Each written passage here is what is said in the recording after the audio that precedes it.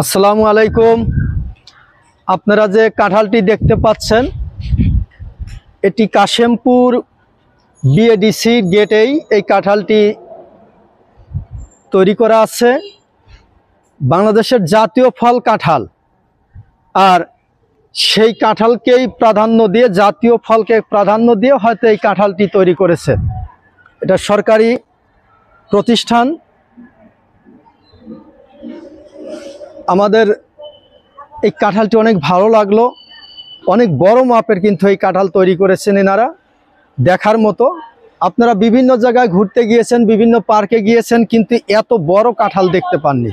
এই কাঁঠালটি কিন্তু অনেক বড় করে তৈরি করেছেন, শোভাবর্ধন করেছেন।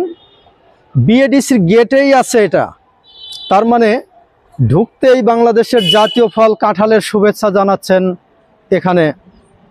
ধন্যবাদ সবাইকে সাথে থাকার জন্য।